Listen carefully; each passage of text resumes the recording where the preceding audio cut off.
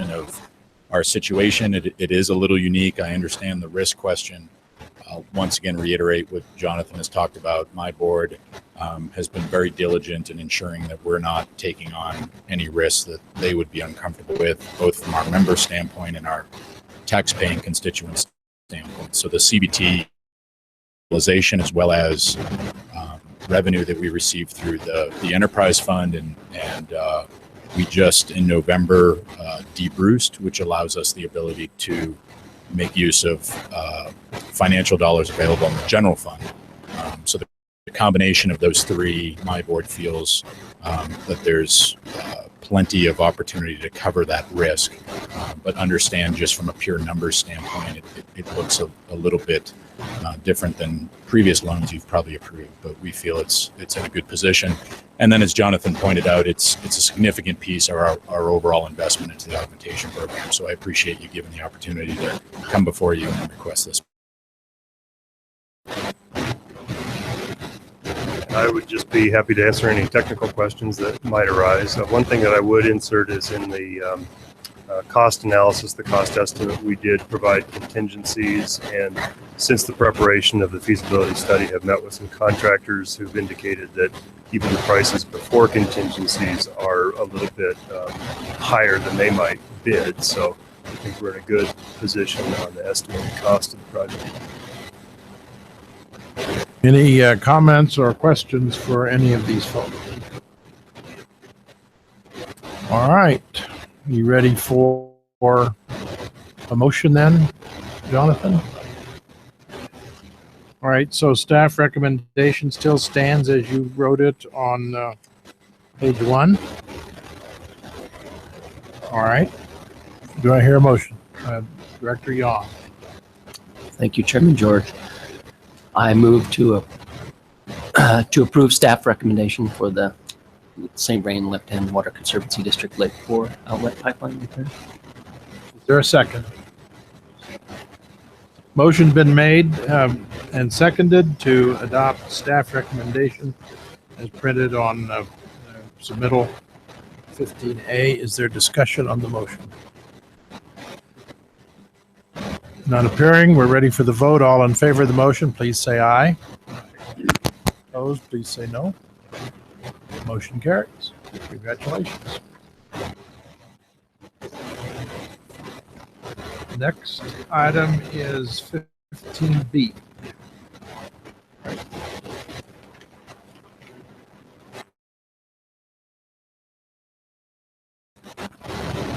Derek Johnson presenting item 15B for the Chilcott Ditch Company. This project is for the Jimmy Camp Creek siphon reconstruction that you can see in this picture. If the previous project was a little bit heavy to understand, this one will be refreshingly simple. It's about as simple as the red line you see crossing the drainage channel here. The Ditch Company is a mutual ditch company that was established in 1897. They have 2,200 acres of actively irrigated and cultivated their municipal service area. They have about 8 miles of ditches as part of their system. The project that we're looking at here today, you can see it's south of Colorado Springs and just south of Siphon in that red box area. The hatched areas are their service area that they have right now. The siphon itself is a 42-inch pipe. It's a corrugated metal pipe that was asphalt dipped and constructed in the 1940s. In the intervening years, the project has had failures within the Jimmy Camp Creek, and they felt that it was necessary right now to replace it with new pipe.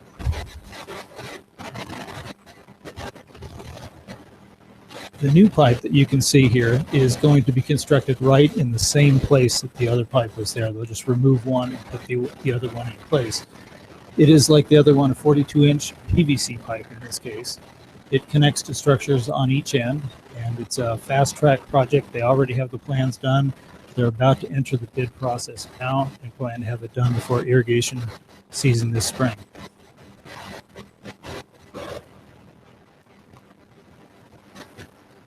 The cost of the project with contingency design and construction, as you can see here, is $575,000. Their project financials show here I put strong metrics, but they have average metrics for operating ratio and debt service. They qualify for a middle income interest rate at 2.2% for 20 years.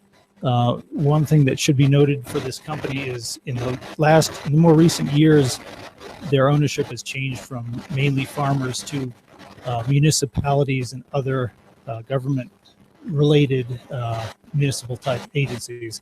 And so they have increased their funding of their projects as well. So they're in good shape for this project here.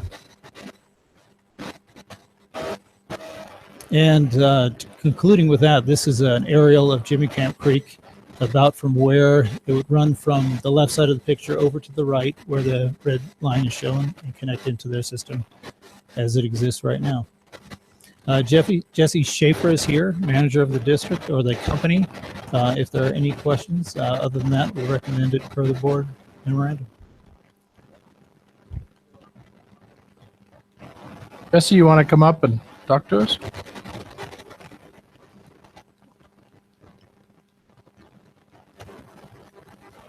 Sure thing. Ladies and gentlemen of the board, I do appreciate you listening to our request. I appreciate the opportunity to be here today. Certainly appreciate Derek and all of his time and investment on our particular project. It's pretty simple. It's a classic case of worn out infrastructure that needs replaced. As Derek had alluded, the current inverted siphon crossing Jimmy Camp Creek was installed back in the 40s. It's 75 plus years old. It's just time for a replacement. The company has suffered 3 major failures of the siphon during irrigation season. These 3 major failures have occurred over the past 5 years. There's currently 2 leaks in the siphon that we're aware of that haven't been repaired yet. They don't leak enough necessarily to warrant getting a contractor down in the bottom. However, we do lose about 5.5 CFS of diverted water off of the creek that doesn't show up downstream at shareholders' farm gates. So rather than take on the risk of continued failures that could jeopardize crop cultivation, primarily alfalfa and forage crops, at the end of the ditch, the company made the decision to go ahead and replace the siphon with a new siphon that hopefully we can get another 75 years of service out of. And that's really the overview for the project. I'm certainly willing to answer any questions, technical or otherwise, that the board may have. Any questions, comments, observations for either Jesse or Derek? All right, looks good. Is there a motion? Director Hamill. Thank you, Mr. Chairman. I would move staff's recommendation on 15B for the Chillicothe Ditch Company, Jimmy Camp Creek siphon reconstruction. Is there a second? Motion's been made by Director Hamill, seconded by Director McLeod to adopt staff recommendation on agenda item 15B. Is there discussion on the motion? Not appearing. We're ready for the vote. All in favor, please say aye. All opposed, no. Motion carries. Thank you very much.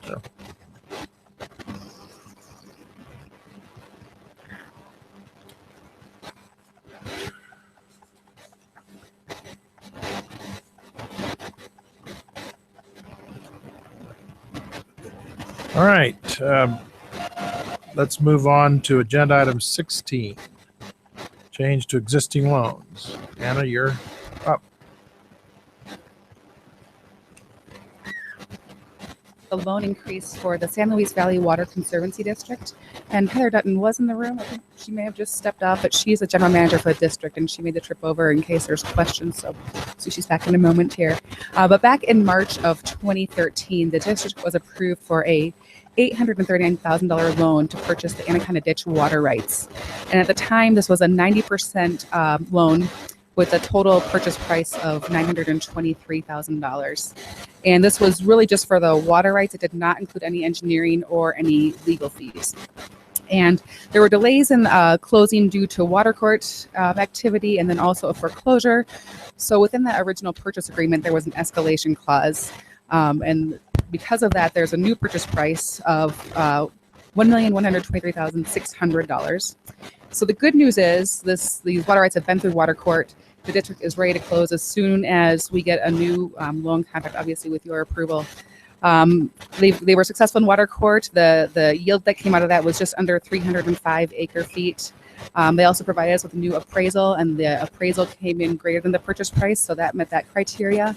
Something else to note here, I mentioned that we did 90% on the original loan. With our new change to policy 11, where we can do 100% financing, I spoke with Heather about that, and the district has interest in purchasing additional water rights with the new groundwater rules in Division 3.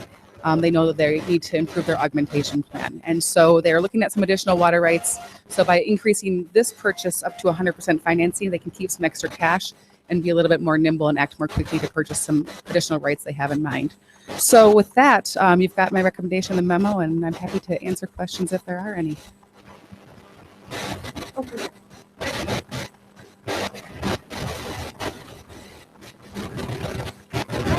I'm Heather Dutton. Thank you guys for having us and for considering our loan. And I don't really have anything to add because just like the rest of the presentations here, staff really knows what they're doing, and Anna nailed it. But if there are any questions, I can try to answer them for you. Thanks for coming, Heather. And I was just wondering, the yield on these rights were at 305, you said. What was the expected yield before you went to water court? Did you have anything in mind? It was pretty close to that. I think it was always in the neighborhood of about between 300 and 310. So that because we purchased the rights after there was a major housing development, and there had been a whole bunch of engineering done, and so it seemed like that engineering held. Thank you, Mr. Chairman. Thanks, Heather, for coming up here. I don't have any questions for Heather, but Mr. Chairman, I would be ready to move approval of staff recommendation. Yes, sir. There's a second. Motion made by Director Smith, second by Director Yon to adopt staff recommendation on 16A. Any discussion on the motion? We're ready for the vote. All in favor of the motion, please say aye. Aye. All opposed, no. Motion carries. 16B, West Reservoir and Ditch Company.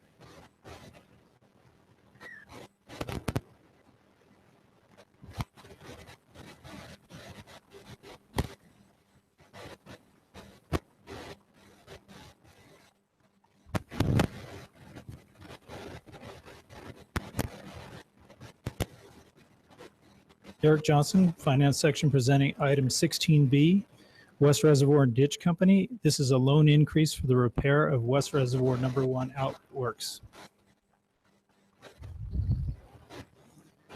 West Reservoir Company, briefly, was a company formed in 1905. They're just south of the Grand Mesa.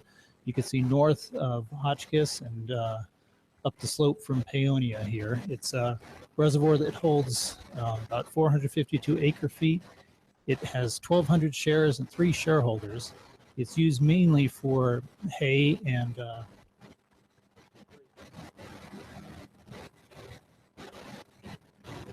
it's a 1905 era dam, and it got a storage restriction 2 years ago. And they've been constructing it ever since. They're done now, but they're in here for an increase on the original loan. If in my original presentation from 2 years ago, this was the Google Earth shot for the idle reservoir on the left side. On the right side, you can actually see the construction.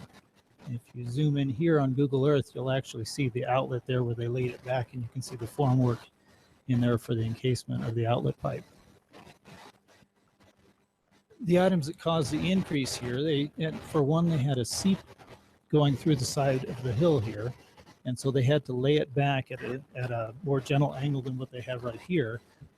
They also had to lower the pipe 8 feet because of the unstable earth as well, and that with that came more select fill. They had a lot of organics in the fill as well. So the project has gone up from 471,000 to 535,000. That's about 14% increase on the overall construction cost. They had a WSRF grant here as well that paid for part of the project. So rerunning the financials, they're pretty much similar. They're a ditch company that only takes in what they spend every year, so their ratios stay about average as they were before. And with this, they will have a higher future assessment per share with the higher debt load as well. So recommendation is per the board memorandum. Nick Hughes is the president of the company, but he couldn't be here today, but I'll gladly answer any questions. This is Nick's dog, by the way.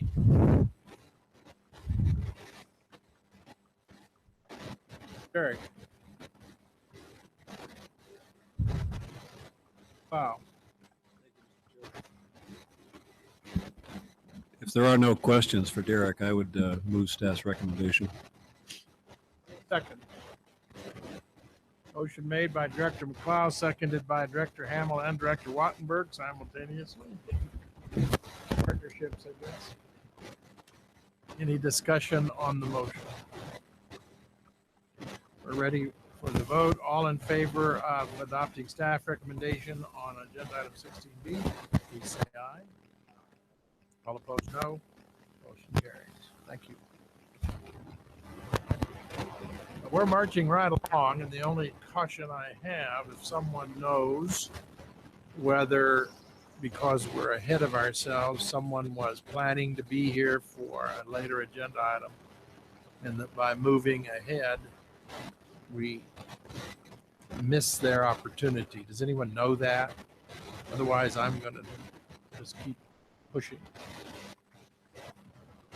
Yes, Director George, I believe that some folks from Dominion Water and Sanitation were planning on being here for the last agenda item. That doesn't help us very much. But I'm going to make a run out into the hallway and see if they happen to be lingering. On item 18, On item Chatfield? 18. Okay. Let me know what you learned. Otherwise, are we ready for 17, House Bill 161228? You want to be? I don't mean to force the issue. I'm just taking advantage of the circumstance.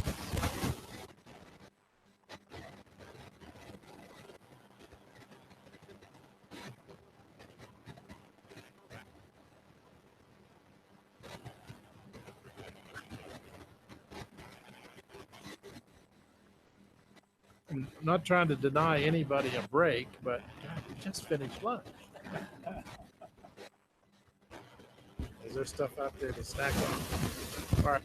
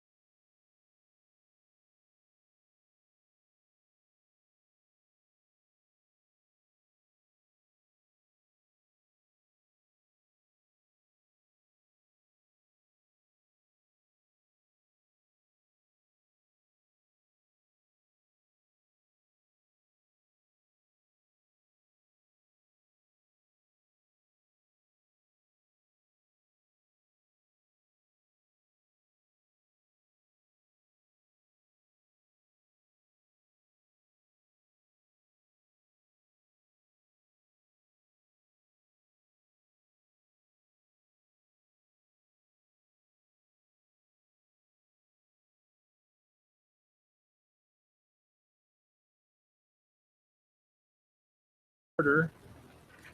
And we've got 2 items left on today's agenda. The next item is number 17. And Greg, you have more time than usual. Don't feel pressed because the folks who are the citizens coming for the next item are still a few minutes out. So you can talk as long as you want until we kick you out, or otherwise we'll have to take another break. But it's your floor. So. Thank you, Director George. Greg Johnson, CWCB staff for the record. My apologies for just getting this document to you. I just handed this out at the break. This has been an evolving process, very much moving even since the memo deadline. So this is the latest and greatest version of the draft criterion guidelines that you have in front of you. I will walk through these and explain where this is coming from to give you some background. I'm frankly not sure how much exposure you may have had to this bill. This was a bill, House Bill 16-1228, that was passed by the legislature. It is for the creation of an agricultural water protection program in Water Division 1 and 2, and this is for the implementation of what's called an agricultural water protection water right. It's a mouthful. So an agricultural water protection water right was envisioned as a new sort of ATM tool by the legislature. So what it does is allows you to change up to 50% of the historical consumptive use of an agricultural water right for non-agricultural use, but an undisclosed or an undocumented use. And then further down the road, you can take that use and through a substitute water supply plan, you can use half of that water right for that alternate use. And so per the statute, the CWCB is tasked with developing the criterion guidelines for this.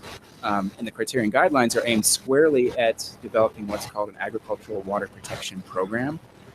The agricultural water protection program was envisioned as an entity probably to be housed within something like a conservation or conservancy district or a ditch company that would really guide the monitoring of these and really provide that oversight role. And so CWCB's criterion guidelines are aimed at really just creating these programs, having a system for what those programs might entail, how those are reviewed and approved when they come to the board, and then what the annual reporting is and everything else. On the other end of this, the statute set forth that DWR, the State Engineer's Office, would work on the promulgation of the rules regarding the substitute water supply plan that is on the demand side, if you will. So when that half of that water right is then used at some point down the road, it can only be used through a substitute water supply plan. So we have been tag teaming very closely with the Attorney General's office. I've been working with Jen Mealy on our end, and then Emma has been working directly with Kevin Ryan and other folks at DWR, and we've been having joint meetings to develop these. And so the meetings have involved a planning committee that includes people who were very involved with the creation of the bill, as well as AG staff, DWR staff, and CWCB staff. So we've been working together since November to get these things kicked off. One important thing to note is that the timeline that the legislature gave us in the bill was once the process is initiated, we have 1 year for the development of these criterion guidelines. It says specifically the board shall finalize the criterion guidelines within 1 year after initiating the process to develop the criterion guidelines. So if you take the date when that first planning committee meeting was held in early November, I forget the date, I think it was the 4th or 5th, then ideally, the board needs to have this approved by the September meeting. Arguably the November meeting will be too late per the statute. As you can tell from quickly going through the document, the first couple pages, first 2.5 pages really, are going through a lot of this background because it is a fairly confusing process. So there's a little more detail. It pulls directly some language from the statute in there. The criterion guidelines proper actually start on the 3rd page, and that's where it walks through the items that this planning committee so far has articulated as to what should be involved in the creation of this program.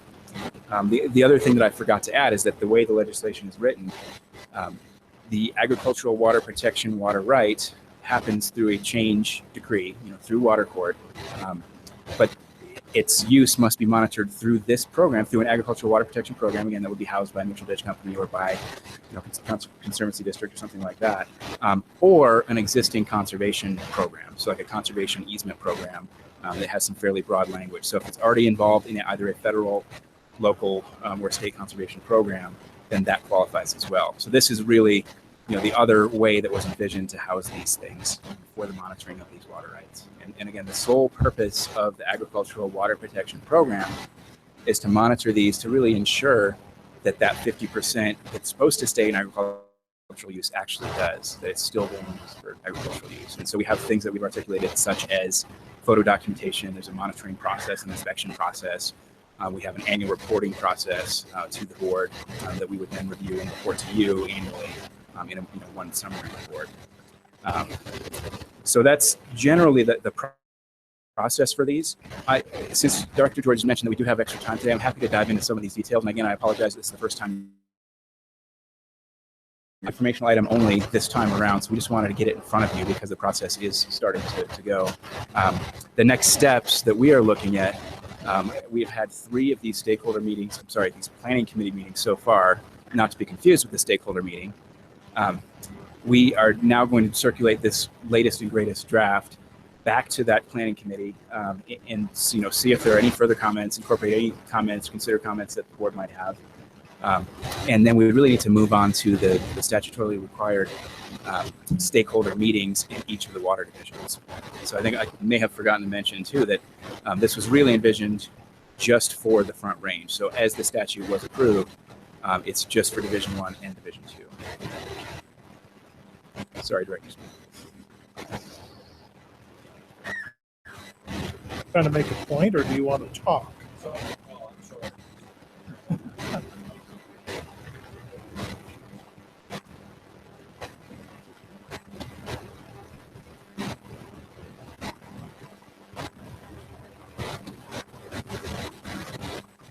I would note that so far the process, especially on the criterion guidelines development, has been fairly well received. So that planning committee process has been relatively smooth. We've got a lot of great involvement and good feedback on this so far. My apologies, I did notice, or Director Gallagher noticed one typo already that we will fix. So the drafting by committee, we do have all sorts of back and forth on this. But we are happy again to dive into any details on this. I If have you a question while you're hesitating a moment here. What do you envision as the process for your stakeholder outreach? Who are you going to try to get to come to your meetings? What do you expect? Very good point. Frankly, I'm not sure exactly what to expect. We are planning to do the stakeholder meetings again in conjunction with the Division of Water Resources. So we will hold those for the rules and the criteria guidelines at the same time. As such, would follow the rule promulgation process that the State Engineer's Office is familiar with. I would envision, some of the usual folks to attend. So, a lot of the water attorneys, some of the typical water attorneys that were involved in the creation of the bill have been on this planning committee so far. So I would certainly think they would be plugged in. Anybody with representation from the major districts in Divisions 1 and 2, roundtable members, perhaps.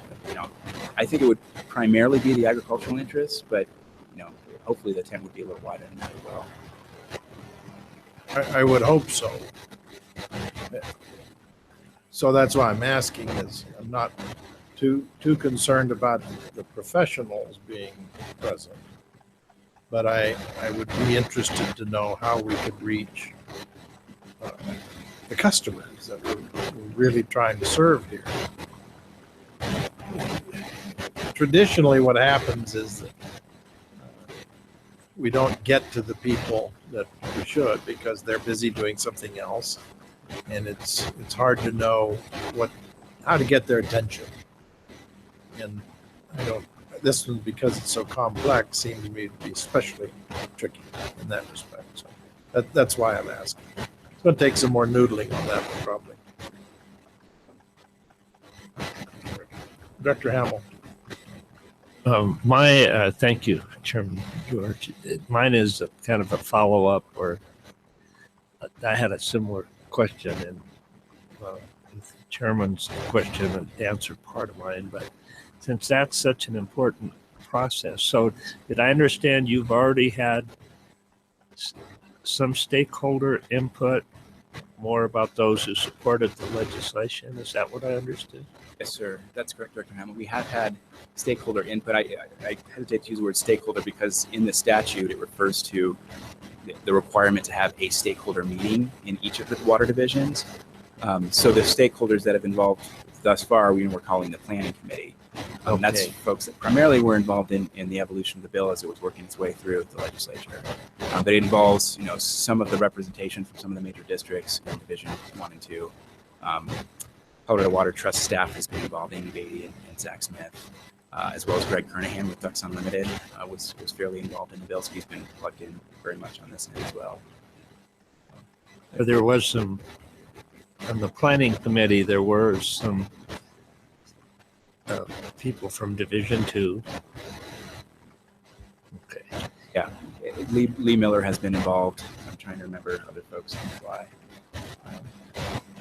So then the next step, similar to a process we used in 1248 criterion guidelines, where you have a stakeholder group that. I believe so. That's correct. I think it would be somewhat similar to that stakeholder process anyways. I mean, the tool itself is very, very different than 1248, but I think the stakeholder process would probably be similar. Similar players. Correct. That's what I would envision. Thank you. Dr. Gallagher. Thank you, Greg. You said that this is quite a bit different than 1248. I'm thinking of 1248 is that pilot program that we had. Is this to provide a legal framework for a mainstream vessel, basically, or mainstream program to take information that we've learned through the 1248 ATM process, pilot process, and move it into this area? Or how is it so different from it, other than some of the criteria like the 50% versus the 30% or 3 years is still the same, for example? That's a great question, Director Gallagher. I'm not sure exactly how to tackle that. I think in some respects it is similar. I'm not sure of the original intent, if this was really designed to, in some ways carry the torch from that. I think it's very different in the sense that these require a substitute water supply plan. So you have that whole process, which, of course, has its renewals that are required at the foundation of that program. So I think by nature of the substitute water supply plan, it's very different. It also doesn't have the, the more technical emphasis on the least fallow tool and the analysis there. And I guess that's another great point is something that's come up a number of times in our planning committee discussions is that this was really intended to be as simple as possible, and that they wanted to make it easy for people to use. So to speak to Director George's question earlier, that they want to have as few hoops as possible with the monitoring of these. That you change up to half of your water right, and then at some point, and you have to go through all the hoops of the substitute water supply plan, which in itself are is a bit of a hurdle. And so not putting any additional obstacles in the way, so that's why it was specifically kept fairly simple on the monitoring end. So if you read through the monitoring requirements, which are numbered 1 through 15, that start on page 3 there, it goes through, I think number 11 is where we get into some of the details of what that monitoring would entail. And it's things like photo documentation and inspection forms and what staff are responsible for doing the inspections and things like that. But the committee's had a lot of back and forth on exactly what should be included. For example, do you really need diversion records in accounting? Is that necessary? Do you really need photo documentation? And so I think that's where the dust hasn't necessarily settled on some of those determinations. But I would say, certainly similarities to 1248, but it is, again, a very different animal. And I think, frankly, I don't know. I was not involved in the early development of this. But I believe it all comes from the flex bill discussions. And this was kind of where, at the time, things had settled on that. And it's, in some ways, perhaps a little watered down, but it did make it through. And it is another viable ATM tool that we now have once we develop this. Thank you. Just one follow-up. How does the local monitoring work with the division engineers of the local water commissioner? Is there a handoff of information, as there are, where people fill out their own documents and hand them off to the commissioner? Question. So No, in a nutshell, the way that this is envisioned on the program side of this is that the agricultural water protection program, that would operate through a ditch company or some other entity, would be involved in the monitoring, and they would submit an annual monitoring report to us. Staff would go through and just verify that everything is there. They would keep that on file. We have things like records retention policies that they need to have built in and things like that. And annually, we would report back to the board. On the actual use side of it, you have the substitute water supply plans, which involve their own reporting and approval mechanisms. And so there's not necessarily that direct connection as envisioned by the statute. We do have one sentence at the end of this. Well, I'm sorry, we did. It was taken out of this draft, I believe, because it was deemed unnecessary. But there was a sentence to the effect that Division of Water Resources staff, in other words, water commissioners, could not, while they're employed by DWR, go out and help with the monitoring process of these. So they can't be out there taking pictures and working double time.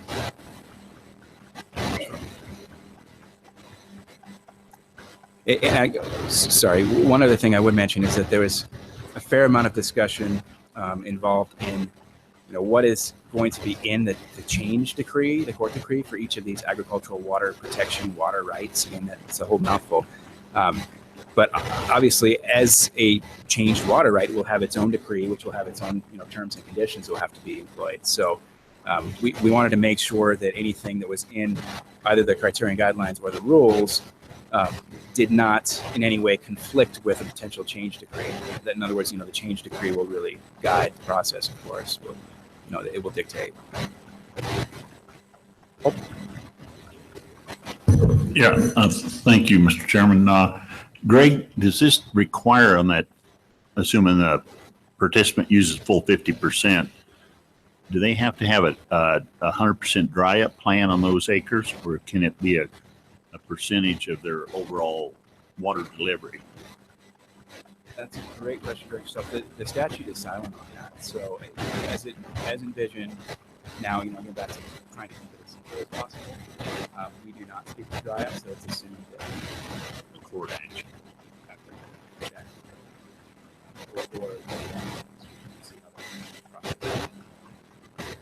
And that's one of the issues I think we've run into with the 1248 is it requires a 100% dry up on those, 30% in that case for a water year. And there's been some discussion that there could be some alternative to that of a 30% dry up for the entire farm or a 30% reduction in delivery as long as the other return flows are met. So this will be an interesting exercise. I think there's a lot of similarities, but there's a lot of differences. The main one is going through a water court process in order to quantify what is available. Where the 1248 allows an administrative process of the objectors and proponents to sit down and kind of work out their differences. And it's kind of an expedited process with this board and the state engineer. But it's also a pilot program. This is kind of a permanent, I guess, rather than a pilot.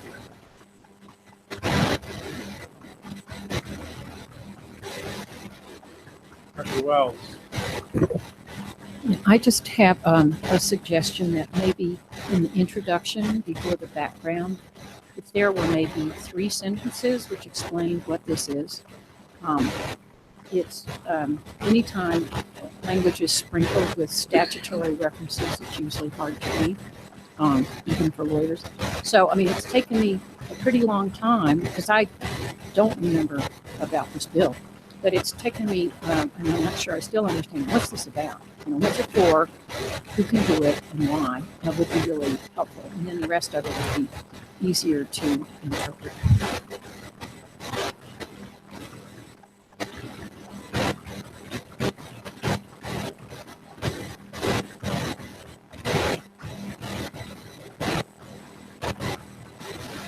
Dr. Young. Great for your work on this. It's good. And we've had some input from others. This is kind of an ongoing thing that's been part of the Flex bill for several years that tried to get legislative legs and it never really worked. And then this was picked up mainly by Ducks Unlimited to kind of help, and Greg Kernahan. So we got it through last year. And the main thing that it does is it just allows an agricultural water user to go. It's kind of a way around the speculation issue. You talked about that. So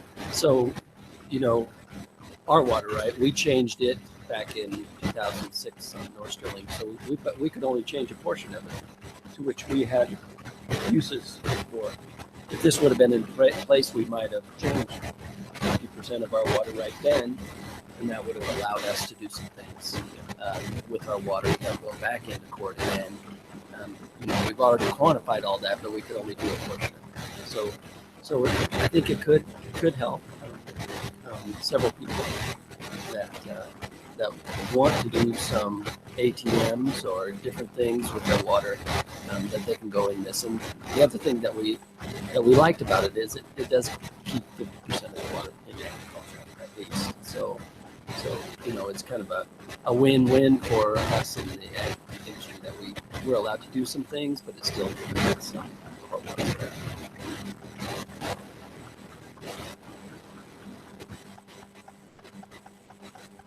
Anything else? Go ahead. One of the next steps will be this in this on the website. So in the bill, the first couple pages are very sweet consistency. That's required to post various graphs of the stock.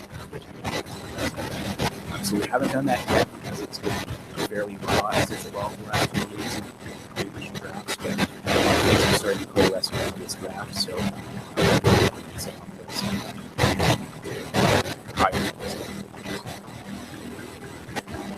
Risky.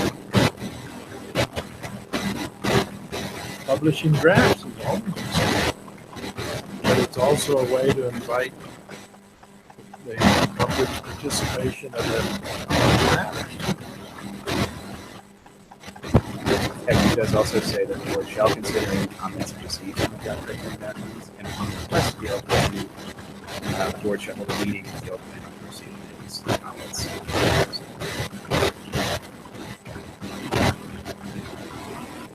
We have a firm timeline to some of our deadlines.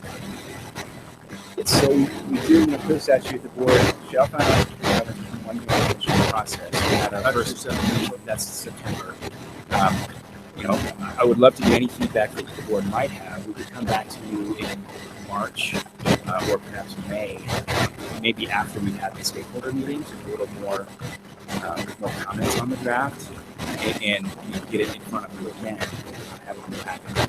Well, I think you ought to, because ultimately the board has to decide. Final decision rests here. The more frequently we see what's happening, the more likely it is that we won't be surprised by what it looks like. You guys can talk about the agenda, but I recommend a couple more times. I'm happy to receive any other comments. I know this is really informal. If you have comments after reviewing that draft, Sure, that's not a problem. The problem will be anyone just taking the time to settle on an issue that's pending instead of doing other things. So sometimes the conversation drives, highlights, and gets more.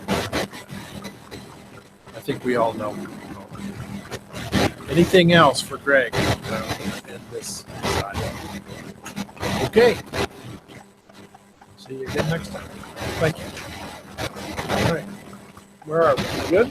Okay, so ready for agenda item 18. Hatfield reallocation and sale of orphan children.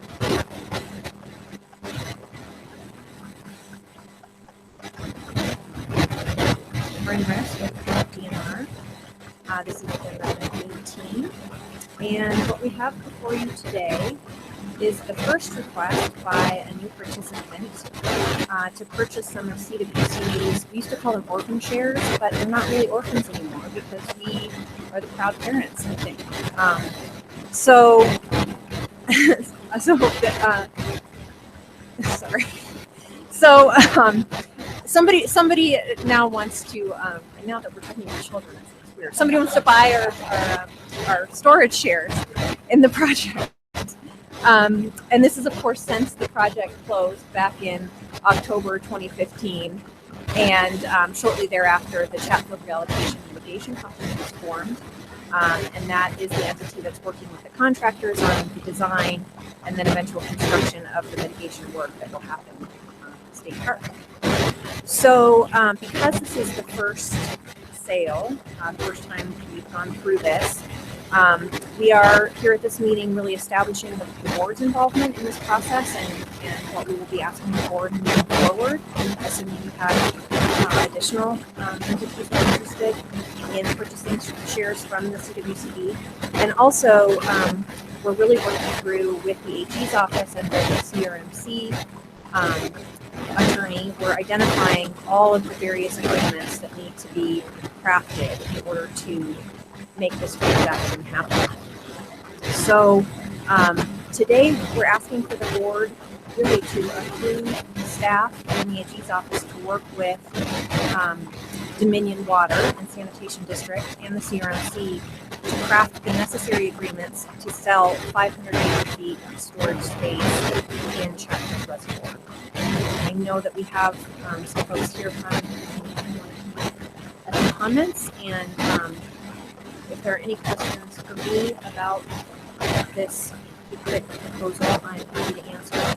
And I'll help here just quickly following up on all of the various documents. So why don't we go ahead and hear from our guests and then come back and see what else we want to talk about. How's that?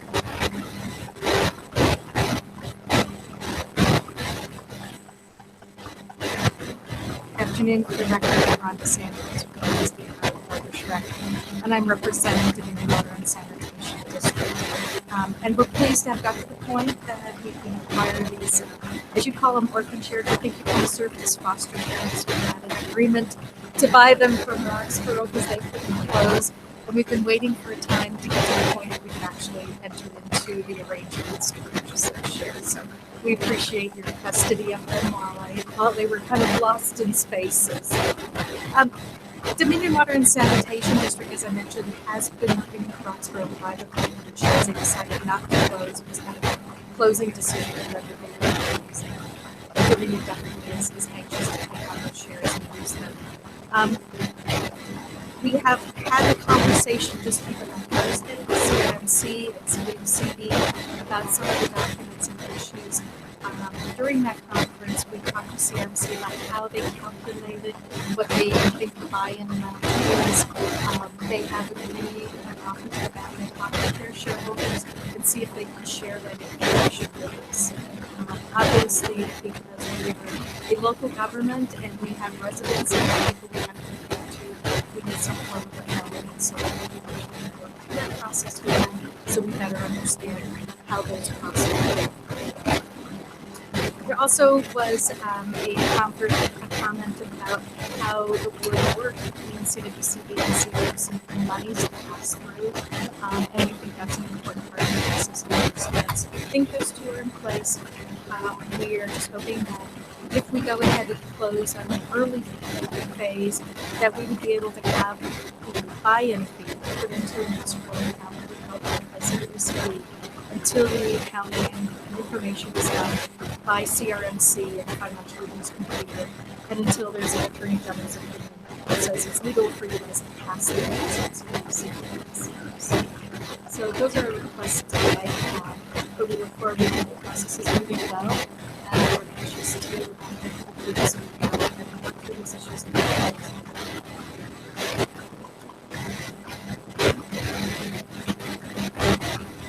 So far, so good. Gotcha. Thanks for being here.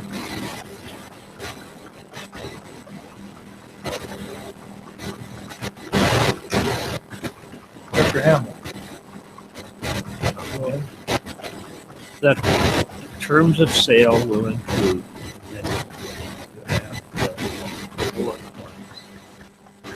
presently calculated at we're approving you moving forward. Do you anticipate those costs to change? Are they subject to negotiation or are So as we haven't started negotiating with the union for this, and that was really conversations that we had about their interest in purchasing. So I'm not I can address what could be with regard to the terms of sale. I believe that in terms of the terms of sale, as far as the cost per share, we have been planning to kind of follow the framework that we've set up with the purchase agreement for shares. That agreement has a provision that allows us to, as contracting entities, to come back and reevaluate if the federal government at the close of the project has charged more than and I think that's how we got to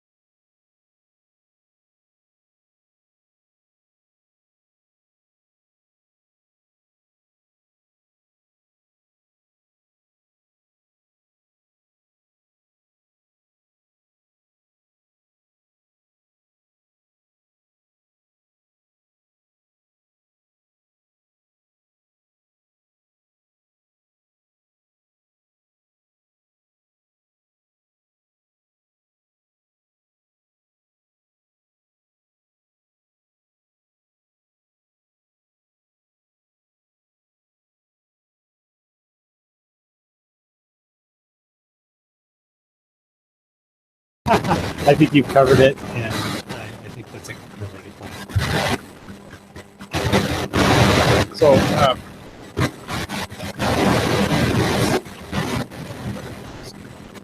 staff recommendation approved.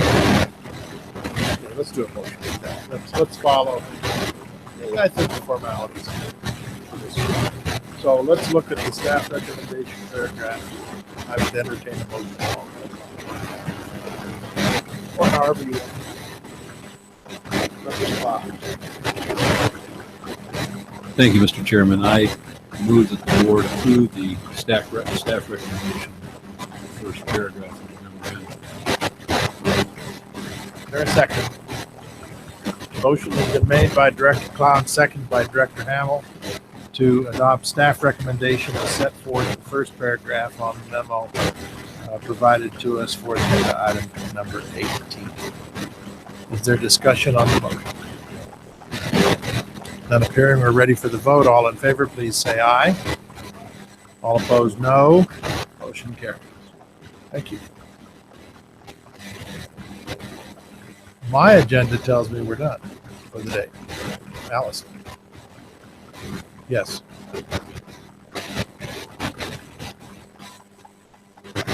So for those of you who parked in the garage, just tell the front desk that you're with Water Congress. I know we're not with Water Congress, but that's how it's going to work. And they'll give you a free voucher to leave the parking lot.